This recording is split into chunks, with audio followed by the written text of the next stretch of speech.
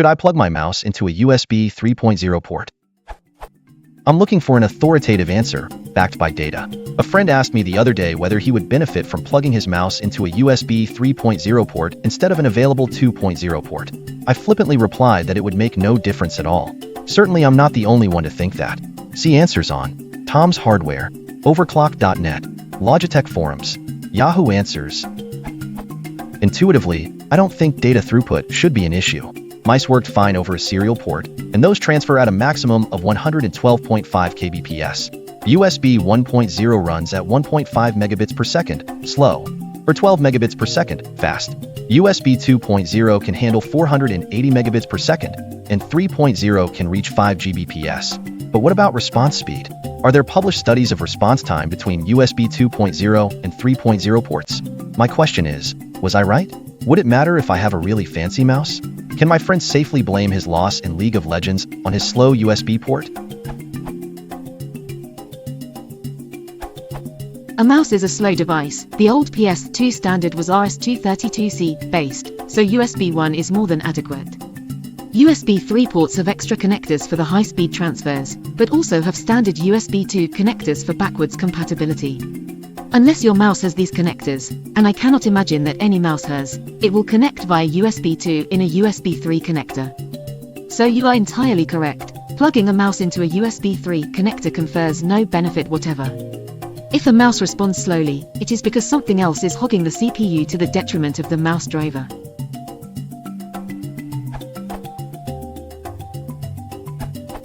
Just because data rate of a mouse is very low and can be handled by USB 1.x does not mean it can't benefit from being plugging into a faster controller. There are a number of factors in play here. USB 3.0 controllers support backward compatibility by performing enumeration in a way that is compatible with USB 1.x and 2.0 devices, and exposing a logical ECI controller as part of the register map. The mouse will identify itself as a USB full-speed device regardless of the port and controller it is connected to. This will cause the mouse to appear logically connected to the ECI controller, sometimes even OCHI or USI. Having a logical ECI controller does not mean that the device is attached to a USB 2.0 circuit. The connection between system and USB 3.0 host controller will be higher speed, probably multi-lane PCIe. It's also much less likely to go through a PCIe-PCI bridge, which causes buffering and slight additional latency. Besides the host side connection, the transistors driving the USB pins will also have a higher switching rate, and instead of passive components for noise filtering, the bus will use digital switches in the filter network, to allow it to be removed and not slow down USB superspeed devices.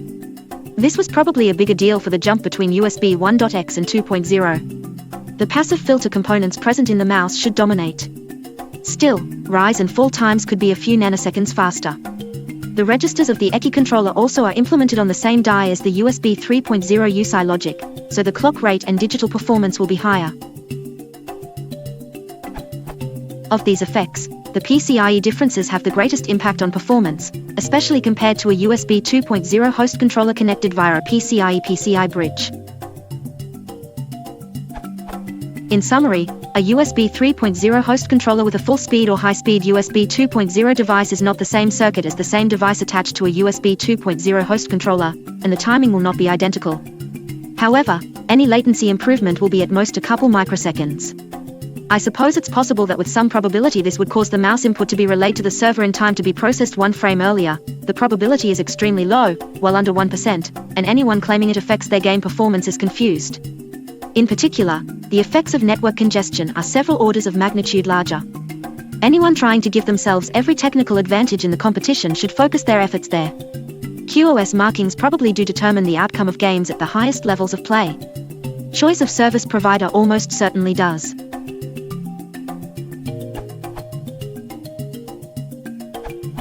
We need to take a look at the mouse's polling rate, and from that we can have a better idea of how much data is being transmitted. If a mouse has a 100 Hz polling rate, it is sending data to the computer 100 times a second. A standard mouse will send a 3-byte packet containing info on X, Y position information as well as button information. Considering that 3 bytes are transferred each cycle of the polling rate, you could have 300 bps being transferred. By default, the USB polling rate is 125 Hz, so by our logic, data being transmitted is 375 bytes per second. Based on this, I don't think USB 3 is going to be any more beneficial than USB 2 or even 1.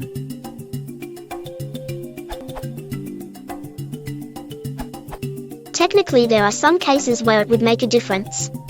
Generally speaking, even when this difference exists, it won't be noticeable to even a professional player. USB 3.0 and USB 2.0 controllers on modern motherboards are implemented differently, primarily due to the data throughput USB 3.0 requires.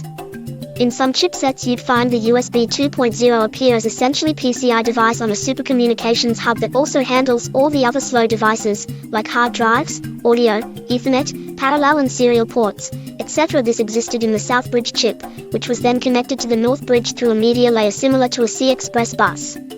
The North Bridge handled the high-speed stuff, such as memory, graphics, C-Express, etc.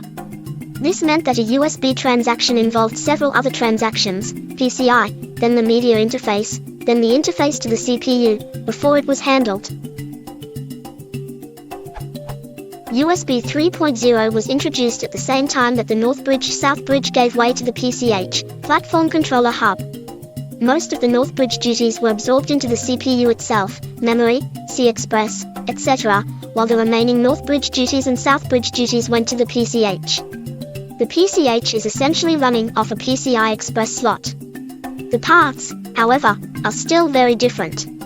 Even though USB 3.0 and USB 2.0 are integrated into the PCH, the USB 2.0 is still implemented as though it's a slow PCI controller device. There's no reason for Intel to redesign the silicon of a proven part, so it's integrated into the PCH the same way it was integrated into the South Bridge, with all the attendant bottlenecks and additional latency that it had before. However, the USB 3.0 is much closer to the CPU. While this is meant primarily to account for the increased throughput, it also affects latency. There are fewer transactions involved in getting a USB 3.0 transaction to memory, or to the CPU, and the interrupts may be triggered more quickly.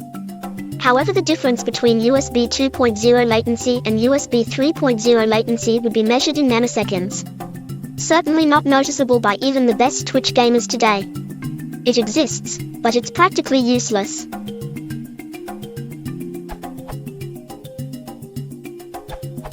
While I do not believe that on most conventional mouse models you would get any advantage whatsoever, you are likely trying to determine that even if there was any difference, it would have to be noticeable by the user. In that case, it is simple enough to test the case in a mouse performance demanding game or application by plugging it into both ports. I have tried this myself, and found no difference that I could notice, which was sufficient for me. Test results beat theory for personal use scenarios, as in some cases even a psychological difference could help you perform better, in which case it would still be better for you.